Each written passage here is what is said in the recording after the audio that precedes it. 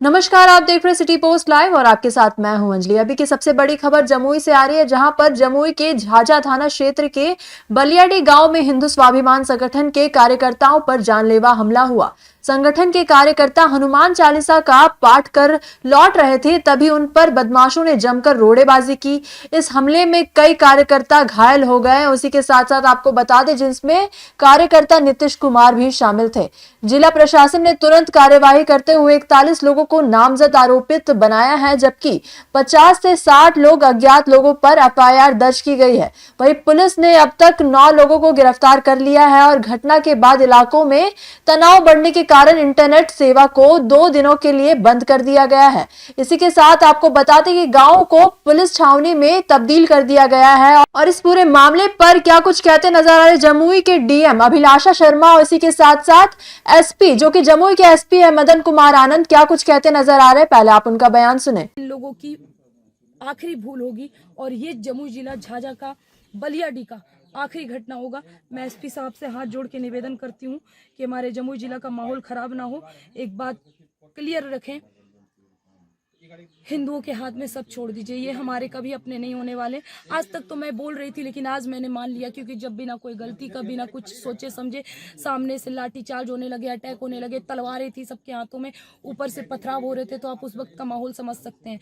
मैं अकेली लड़की इस गाड़ी में थी मौजूद। आप सोचिए उस समय का दृश्य क्या होगा। मैं लाइव आई थी ताकि लोगों को, शायद मुझे नहीं लगा मैं जीवित बच पाऊंगी, क्योंकि जिस प्रकार वो लोग कह रहे थे खुशबू पांडे को ढूंढो और जिंदा जला दो, तो मुझे नहीं लगता है कि मुझे ऐसा लगा था कि मैं जीवित बच पाऊंगी। लेकिन महादेव की कृपा से, श्री कृष्ण की कृपा से मैं जीवित बच गई। एसपी साहब से मैं बस यही चाहूंगी कि इसका उचित न्याय हो।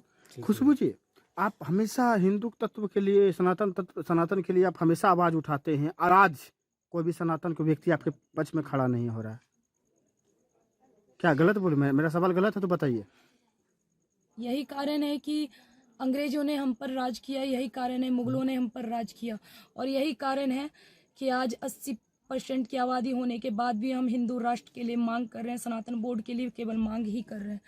हिंदू सरकार, हिंदुत्व सब कुछ है, हमारे हिंदू विधायक है, सब कुछ, सब हिंदू हैं, सब सरकार बीजेपी की है। देखिए, मैं किसी सरकार को कुछ नहीं कह रही, ना ही मैं किसी से मेरी कोई गिला शिकवा है। मेरा मानना है हिंदू ही हिंदू का दुश्मन होता है। अगर आप तैयार नहीं रहेंगे तो यही हश्र होगा। अगर हमारी तरफ से भी तैयारी भरपूर रहती तो शायद वो लोग हिम्मत नहीं करते। मुझे बिना सेफ्टी का इस एरिया में लाया गया, ये सबसे बड़ी गलती थी मेरे अनुसार, क्योंकि जब आपको पता है कि वो मौका देखेंगे और जैसे उन्हें मौका मिलेगा वो आप पर अटैक करेंगे, तो आपको, जो लोग आपके साथ जा रहे हैं, जिनको आपने आमंत्रण किया, तो उनकी सुरक्षा आपके हाथों में होनी चाहिए। इस घटना के जिम्मेदार कौन होता आखिरकार? जी, घटने जो हुए आपके साथ बड़े हादसे हुए हैं, जी, इसका जिम्मेदार आखिर कौन है? कहाँ चूक लग रही है आप लोगों को बीच में? किसके? नहीं, हम लोगों के, देखिए मैंने कहा ना, हिंदू एक ही चीज से कमजोर है। हिंदू ने शास्त्र तो पढ़ दिया, लेकिन शस्त्र अपने साथ रखना भूल गए। शस्त्र का ज्ञान नहीं है, सिर्फ शास्त्र का ज्ञान है, पैसे का ज्ञान है। अगर रहता, अगर सबके हाथ में, क्षमा करिएगा शायद मैं गलत भी बोल रही हूँ, लेकिन अगर सब तैयार रहते, आप लोगों को पता था कि एरिया मुसलमानों का है, और आपके साथ हिंदू शेरनी, जिसको पूरे भारतवर्ष में जाना जाता है इस नाम से, हिंदुत्व के लिए, आप अच्छे से जानते हैं कि इनके कितने कट्टर दुश्मन भी हैं, और उनको अगर आप बिना सेफ्टी का लेके जाओगे तो यही चीज़ होगा। तो मैं बस यही कहूँगी कि जो चूक इस बार हुई है वो है मेरी सेफ्टी को लेके। ये चूक दोबारा ना हो, ये चूक दोबारा नहीं हो, ये चूक दोबारा नहीं होनी चाहिए, कतई गलत है। और मैं बार बार कह दूं, ये अल्पसंख्यक कह रहे हैं, ये हमारे हैं क्या? ये अल्पसंख्यक है। देख लीजिए स्थिति, सर, हाथ, पैर, ये अल्पसंख्यक है। आपने इनको अल्पसंख्यक समझ के रखा। ये हमारे कभी नहीं होने वाले, हमारे देश के नहीं, हमारे राम के नहीं है, हिंदुओं के नहीं है, हमारे भाई नहीं है, इनसे हम भाईचारा नहीं निभा सकते हैं। सनातनियों, आज मैं फिर से कह रही हूँ, बार बार कह रही हूँ, ये भाई बना के, ये चारा बनाकर हमें सिर्फ काटने का काम करेंगे, उसके अलावा कुछ नहीं। हिंदू शेरनी आज भी हिंदू शेरनी है, हिंदू शेरनी मरने के बाद भी रहेगी। भगवा में आई हूँ और भगवा में खुद को लपेट के जाना पसंद करूंगी, लेकिन नतमस्तक नहीं होंगी। मेरा सर चाहे कट जाए, अस्तित्व नहीं घटने दूंगी, ये चीज याद रखें। धन्यवाद। झाझा थाना के अंतर्गत बलियाडी गांव है, वहां पर 2 समुदायों के बीच में झड़प हुई, जिसमें कि 2-3 लोग घायल भी हो गए और उनकी गाड़ियों को भी क्षतिग्रस्त किया गया। मामला ये था कि एक समुदाय के लोग हनुमान चालीसा पाठ के लिए उस गांव में जमा हुए थे। कुछ उस गांव के भी थे और कुछ उस गांव के बाहर के लोग भी वहां जमा होकर के नमाज पढ़ ये पूजा हनुमान चालीसा पढ़ रहे थे। जब ये लोग उधर वहां पर वो लोग जब जा रहे थे तो जाने के समय में थाना को सूचना मिली कि जब ये मस्जिद के पास से गुजर रहे हैं तो वहां पर नाराबाजी किए हैं। तो जो वहां की जो गश्ती पार्टी थी उसको भेजा गया। तो गश्ती पार्टी में जो फोर्स था तो वहां पर गश्ती पार्टी के द्वारा जो फोर्स था तो वहां पर जा करके वो जब हनुमान चालीसा का पाठ हुआ तो किसी भी बड़ी पदाधिकारी या कहीं वो सूचना नहीं दिए। उन्होंने सोचा कि हम हैंडल कर लेंगे और वो आगे आगे आकर के उसको निकालने का प्रयास किए। पहले वो रास्ता बदलने का भी कहने लगे कि इस रास्ता से जब उधर से जा रहे थे बोले कि वहां पर माहौल कुछ ऐसा हो रहा था।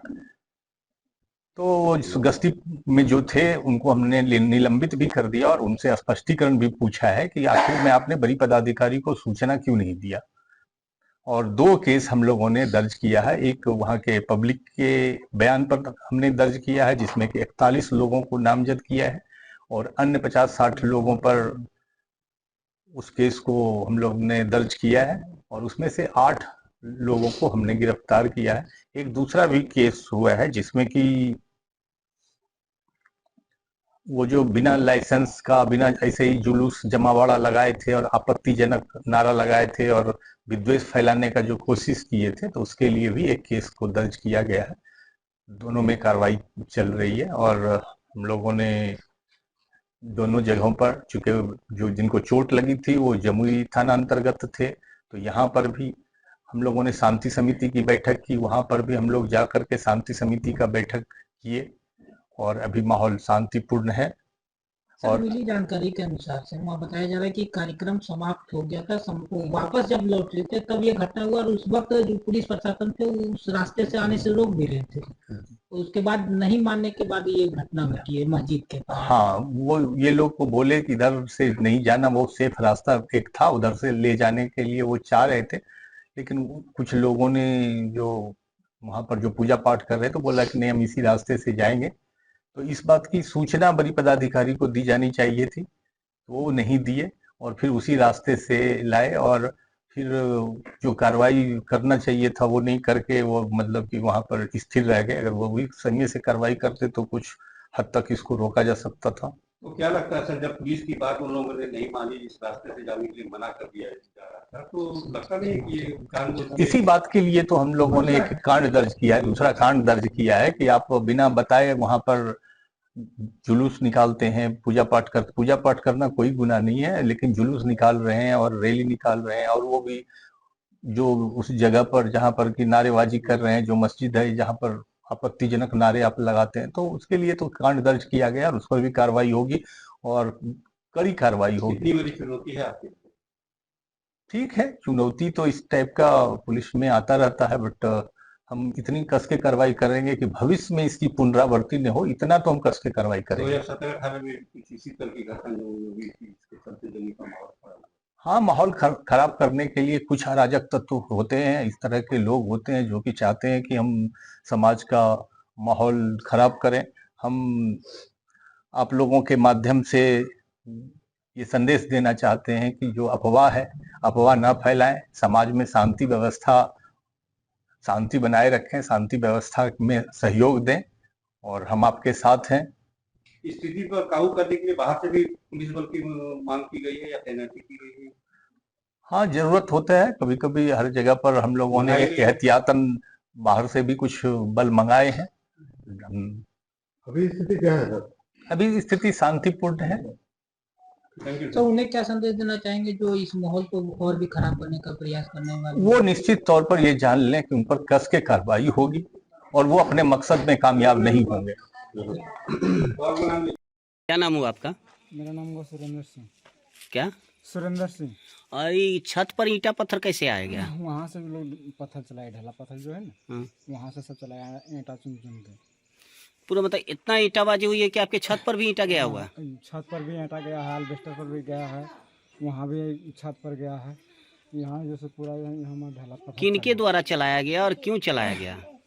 यहाँ बैरंग वाले हम लोग पूजा कर रहे थे, है ना, वहाँ जैसे आरती उरती हुआ, बैरंग दल वाला आए थे, उन लोग को इन्वाइट किए थे, उसके बाद उनको आरती करके जैसे पर प्रसाद पाए, पर प्रसाद पा के लौट रहा था।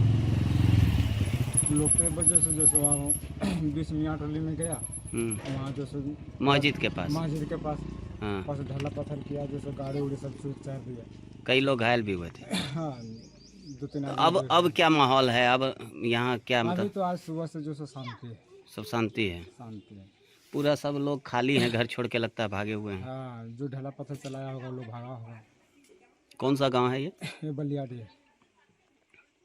तो आप सुन रहे थे क्या कुछ कहते नजर आ रहे थे डीएम और एसपी। इसी के साथ साथ आपको बता दें कि उनका कहना है कि बलियाडी गांव में हुई इस घटना में घायल लोगों को इलाज कराया गया है, साथ ही हमलावरों के खिलाफ कड़ी कार्यवाही की जा रही है। अभी आगे देखने वाली बात होती है कि कार्यवाही में क्या कुछ निकलता है, लेकिन फिलहाल इस खबर में बस इतना ही। आगे की खबरों के लिए आप बने रहिए सिटी पोस्ट लाइव के साथ। आपका धन्यवाद। वीडियो को लाइक करें, शेयर करें और चैनल को सब्सक्राइब करना बिल्कुल ना भूलें।